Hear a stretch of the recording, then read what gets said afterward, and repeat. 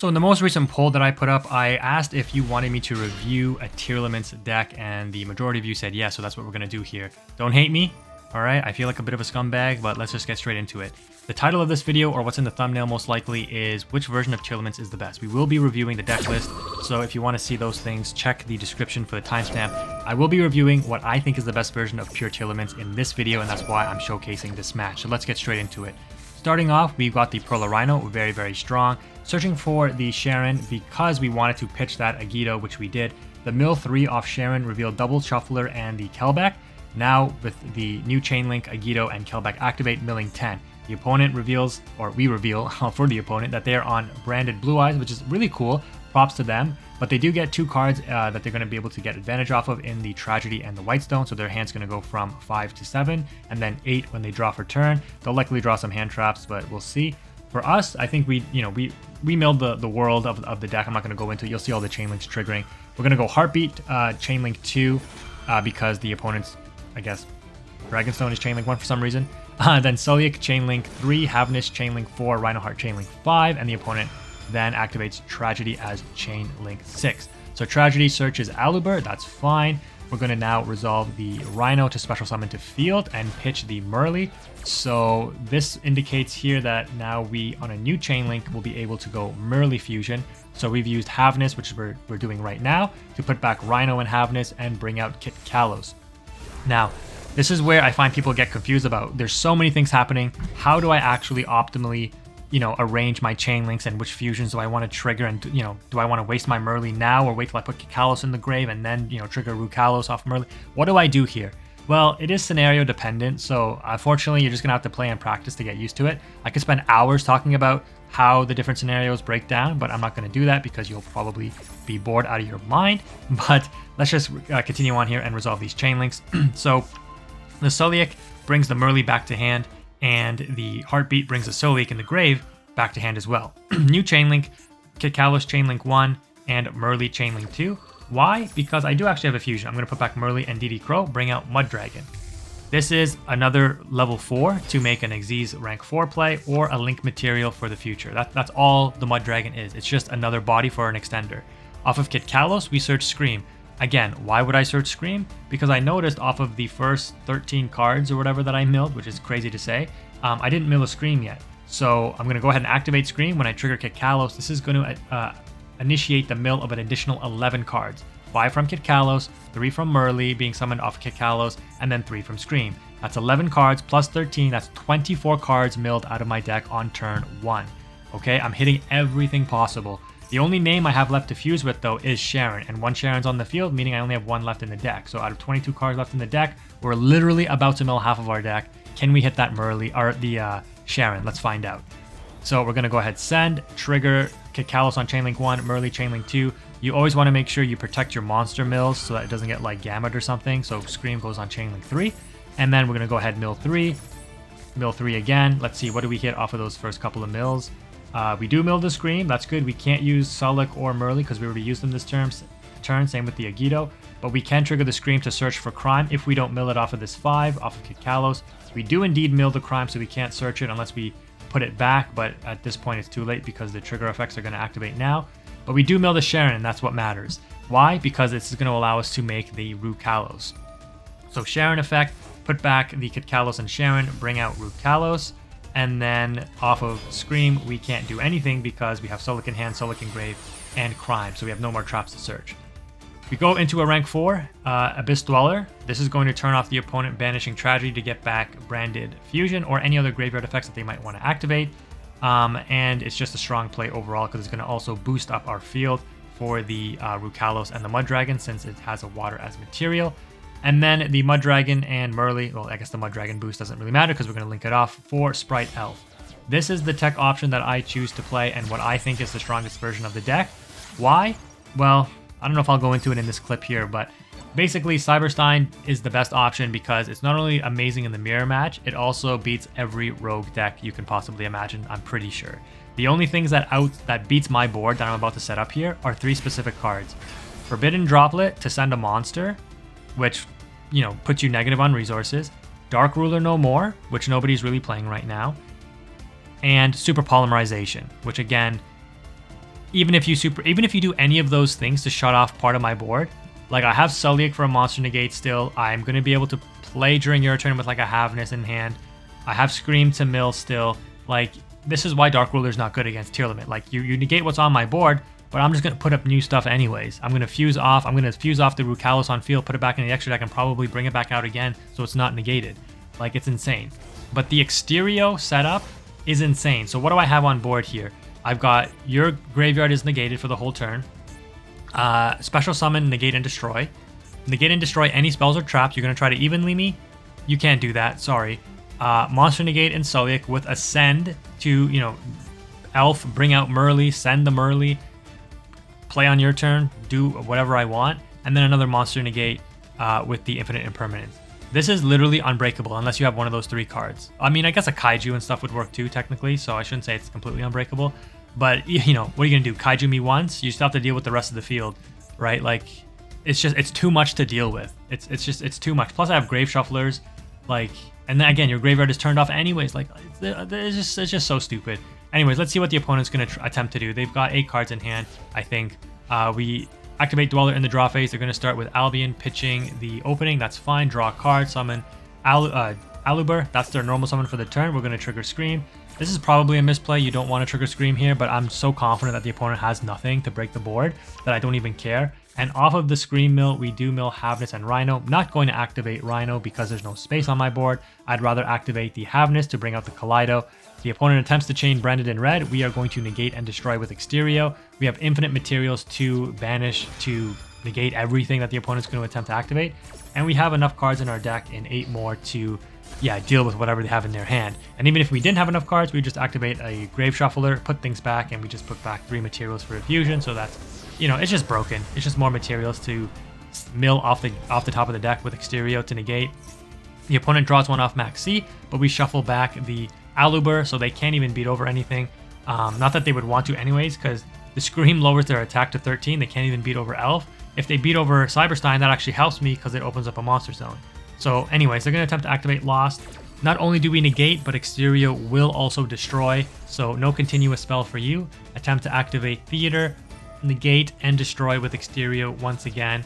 It's just so stupid. Like, I feel like a scumbag playing this deck. Like, this is like, what are you supposed to do against this? As a Flowonderees player, if somebody set up this board against me, I'm scooping. Like, I can't beat this. I don't play Dark Ruler. And I have to draw the out. You have to draw the out to beat these kind of boards. This is why I'm not a big fan of where the TCG is right now with like Super Heavy Samurai and Pirelli. But that's another story for another day. Branded Fusion, negate and destroy. Like, why are we even reviewing this?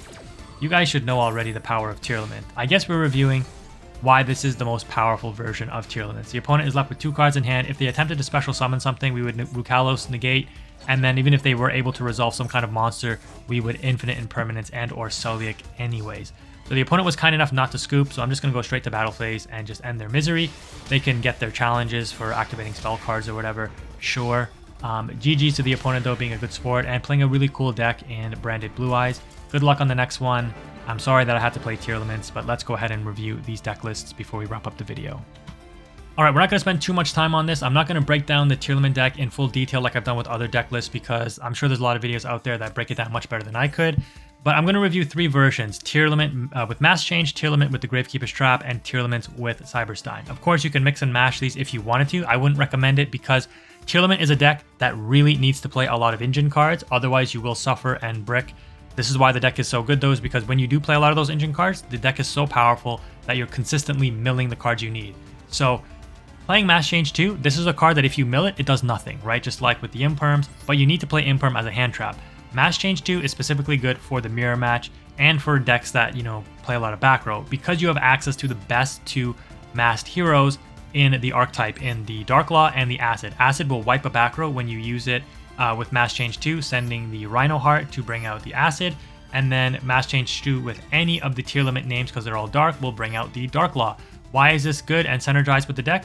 Because you discard a card, which can easily have you discard an Ishizu card, and then get a Grave Shuffler live in the graveyard, or activate a Mill 5. And then you send the card on the field to the graveyard. This is after the cost of sending the card, which means you activate Mass Change 2. Let's say you pitch a Kelbeck. You're going to trigger Kelbeck Mill 5 on a new Chain Link. but Mass Change 2 resolves. Let's say you send a Sharon on your field to the graveyard. You're going to then special summon out the Dark Law, new Chain Link, Kelbeck Mill 5, and Sharon special summon because you sent it to the graveyard. You get 2 for 1 out of Mass Change. Why is this weak though? It's only good going first, kind of like all these options really, but this is a like a dead card in your hand potentially if you have nothing to use it with, if you don't draw a Tearlaments name or get a Tearlaments name on board, which is usually not a hard thing to do, but this is why you play things like Foolish Burial Goods, because you pitch Sulliek, you get a Tearlaments name to hand, then your Mass Change 2 is online. But you do have to hard draw this, which is a big drawback, right? If this ends up getting milled into the graveyard, you can't use it. You'd have to shuffle it back into your deck and hope you hard draw it. So this is why I'm not a big fan of the Mass Change 2. If it does resolve and you go first, it's usually FTK against your opponent. Even if they evenly matched you, you keep Dark Law on field. In the mirror match, if they can't really get around it, they have to go for like some kind of weird Xyz play and go into like Zeus or something to get around the Dark Law, or have an infinite impermanence to negate it in order to play for that turn and hopefully out the Dark Law that way. So this, combined with other options you put up, is very strong. But like I said, going second, it doesn't really offer you too much. It's definitely strong though, because like going second, if you can resolve it, like your opponent won't be able to play as easily during your turn, for example. But if you're going second against a good Tearlament player, they're likely not letting you resolve this Mass Change 2, just as an FYI, okay? The next one we're going to look at is the Gravekeepers. This one, I would say, is a little bit more consistent because it doesn't necessarily require you to draw these cards, because off of the Mudora, which you play 3 of, you can actually bring this card from your deck to the face-up field right away.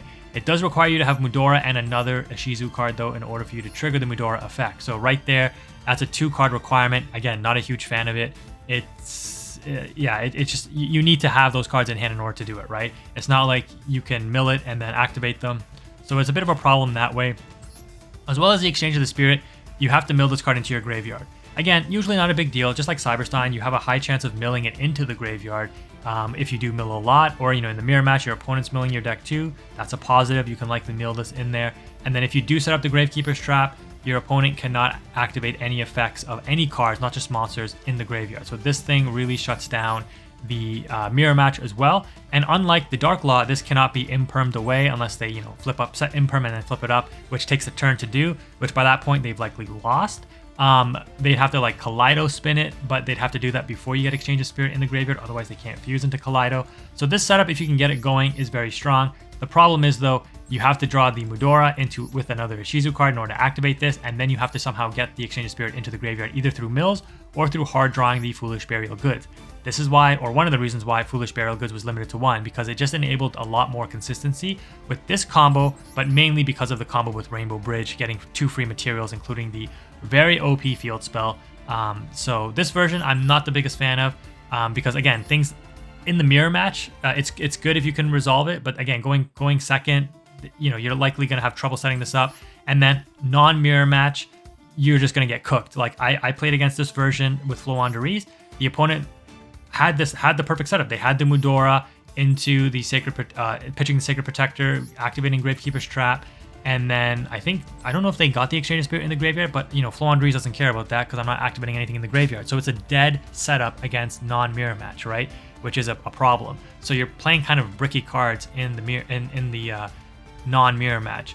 I will say though, the Gravekeeper's Trap does have some additional effects that make it useful. The fact that you can discard any card and then search for an Ishizu card is very strong, because let's say you activate this on your turn, you discard a card, bring Kel back, then during your opponent's turn, you trigger this effect again, pitch the Kel back, bring a Yugioh, you can trigger Kel back during my turn and mill 5, and then play from there, like play during your opponent's turn, right? So this card does have some extra utility, and the draw power, or not draw power, sorry, the draw effect of being able to see what your opponent draws is very, very strong as well. So it does have some extra utility, but not enough, I would say, to warrant you playing it. There's a reason why it also wasn't played in the TCG when it was out. The final version, and the version that I play, is the Cyberstein version. I like this version the best, and you saw why, because all it requires is for you to have a Cyberstein in the graveyard. If your opponent's milling your deck, if you're milling your deck, you can extend with this card later on. It's in your graveyard. You can easily go into a Merly play because Kid Kalos searches. You have a lot more consistency options in order to get this back on your field. You go into Elf and then you bring this out. The other reason I like it, because yes, it's pretty much FTK going first in my opinion. Like I said, there's very limited things that out it. A Kaiju has to out the Exterio, or they need Super Poly, Dark Ruler, or Forbidden Droplet. And out of all those cards, the only card that's seeing remote play is Super Poly, which is still weak against Tearlaments because it sends the Tearlament names to the graveyard if they have to choose a Tearlament name to go along with it. And they can't even use Kaleido because it can't be used as fusion material. Like, yeah, the outs to Exterio are just not being played. So setting this up, you have a very high likelihood of just shutting your opponent's spells and traps down. And then if you have that set up with the Root Kalos, as you saw in that match, you negate a special summon, you have it set up with the Solik, you negate a monster effect. Like, you know, you have it with the Scream, you have it with playing during your opponent's turn, because with the Elf on field, you bring back Cyber during your turn, you bring back Merly during your opponent's turn, you mill 6 with the Scream and the Merly, you're playing during your opponent's turn. It's just, you know, you saw what happened, it's broken. So I like this for that. It's good in non-mirrors, it's good in the mirror. Going second, you know, having this card in your graveyard ready to go if you can play through some of your opponent's interruptions and eventually get to the Cyber Stein on turn 2, it can be very strong. Hard drawing this card as well in your opening hand isn't a brick like drawing the Exchange of the Spirit or the Gravekeeper's Trap, which then you have to set and wait to activate. And it doesn't cost extra cards like Mass Change. Like Mass Change 2 is good because you can pitch a Nishizu card, but what happens if you don't have one to pitch? Now you're pitching something else for cost, which will not trigger the effect of a Tearlaments card, and then you have to have like that Tearlaments on board to send, and then have the necessary fusion materials in order to trigger the Tearlaments card that you sent in order to get utility off of it, right? So there's a lot of like situational things that need to align for you to use those other strategies, whereas Cyberstein, it's just like you get it in the graveyard, you make your elf, which you normally make anyways, and then you bring it out and you just do whatever you need. Hard drawing this, like I said, even if your hand bricked, this can unbrick your hand. You summon this, you pay 5,000, you bring out Kit Kalos. You can play now, right? Again, if your opponent has an imperm or something, yeah, that's the downside because you pay 5,000, get impermed. That's really bad, but that's the risk you play. Nothing is foolproof, but I just find that this version is the most consistent, and it allows you to stay on 40 cards as well. But yeah, if you want additional breakdowns of the Tearlament deck of how I see it and additional gameplay with Tearlaments, let me know. I'm usually not too keen on playing this deck, but it is here. I do have it at full power, so if you are interested in seeing that gameplay, let me know in the comment section below. If you've made it this far, thank you so much. That's going to wrap it up for this video. Quantum is out. Until the next one.